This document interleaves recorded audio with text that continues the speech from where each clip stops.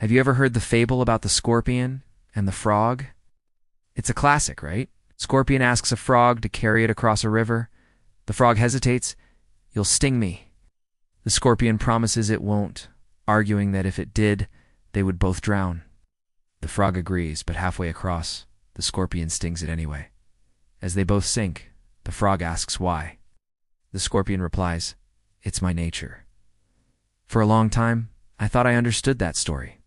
I saw it as a cautionary tale about trusting those who have shown you their true harmful nature. It was simple. Some people are just scorpions, and you can't change them. You just have to learn to stay away.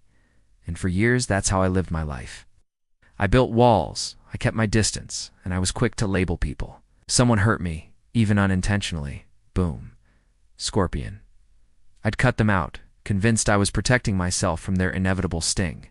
My world became a very small, very safe, but also very lonely place. I thought I was the frog, wisely avoiding the river. But one day, a real-life scorpion entered my life. And it turned my entire understanding of that fable, and myself, completely upside down. This wasn't a literal scorpion, of course, but a person. Let's call him Alex. When I first met Alex, every alarm bell in my head went off.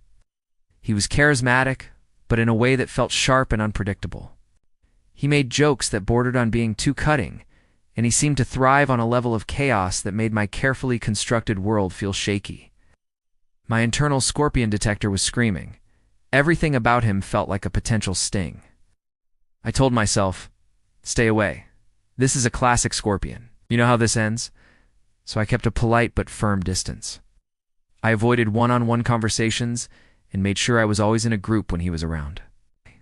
I was the smart frog, staying on the riverbank. But life has a funny way of pushing you into the water, whether you want to go or not.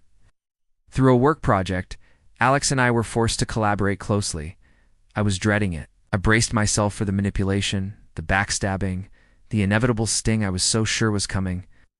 I spent the first week watching his every move, analyzing his every word, just waiting for the other shoe to drop, but the sting never came. Instead, something else happened. I started to see the person behind the scorpion persona. I saw his incredible work ethic, how he'd stay late to help a struggling colleague. I heard him on the phone with his mother, his voice softening as he checked in on her. I discovered his biting humor was actually a defense mechanism, a shield he used to hide a deep-seated insecurity about not being smart enough. He was terrified of failure, and his sharp edges were just his way of protecting a very vulnerable core. He wasn't a scorpion because it was his nature. He was acting like one because he was scared.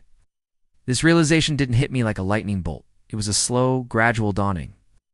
One day we were working late, both exhausted and frustrated with a problem we couldn't solve. He suddenly just sighed and said, "Sometimes I feel like I'm just faking it. Like any minute now, everyone's going to realize I have no idea what I'm doing." In that moment, the scorpion armor vanished. All I saw was a person, just as scared and uncertain as I was. In that moment of shared vulnerability, I didn't feel like a frog facing a scorpion. I felt like a human being connecting with another human being. This experience with Alex forced me to re-examine the old fable. What if the story wasn't just about the scorpion's nature? What if it was also about the frog's choice? The frog saw only the scorpion's potential to harm. It never asked why the scorpion might sting. It never considered that maybe the scorpion was acting out of fear or instinct or a past trauma it couldn't control. The frog made a judgment based on a label, and that judgment sealed both their fates. I realized I hadn't been the wise frog at all. I'd been a different kind of scorpion.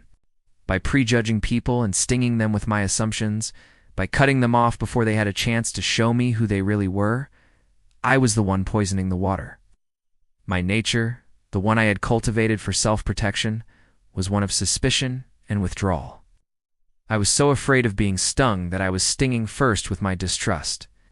My loneliness wasn't a result of all the scorpions in the world. Oi! It was a result of my own defensive poison. This shift in perspective was monumental. It was like a pair of glasses I never knew I was wearing had been wiped clean. I started looking at people differently. Instead of seeing potential threats, I started looking for the underlying reasons for their behavior. When a friend was suddenly distant, instead of assuming I'd been wronged, I'd reach out and ask, "Hey, Is everything okay? When a coworker was overly critical, instead of getting defensive, I'd consider that maybe they were under a lot of pressure. It wasn't about making excuses for bad behavior, but about seeking understanding before passing judgment.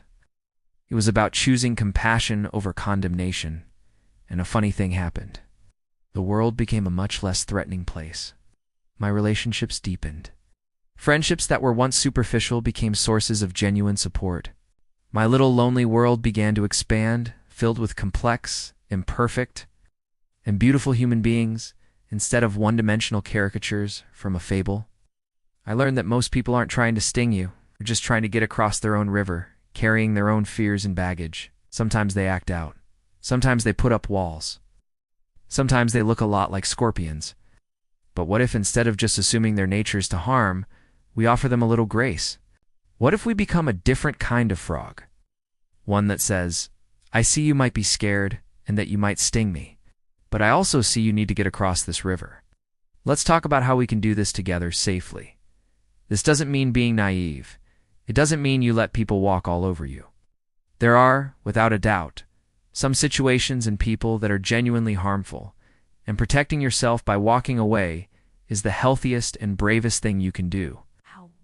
Wisdom is knowing the difference. But for me, the real lesson wasn't about identifying scorpions. It was about realizing that I had the power to change the story. I could choose to see the world as a river full of threats or as a river full of beings just like me, trying to find their way to the other side. The scorpion that changed everything wasn't Alex. It was the one inside of Meath, the one that judged, feared, and isolated itself. And by choosing to understand it, by choosing compassion over fear, I finally set myself free. I learned to stop just bracing for the sting, and instead started learning how to build bridges. So the next time you encounter a scorpion in your life, maybe take a pause. Before you label them and retreat, ask yourself, is this really their nature, or is there something more to their story? You might be surprised by what you find. You might just change their life, and in the process, you will most definitely change your own. Thank you so much for spending this time with me today. If this story resonated with you, I'd love to hear your thoughts in the comments. And if you'd like more content like this, please consider liking this video and subscribing to the channel. It means the world. Take care and see you next time.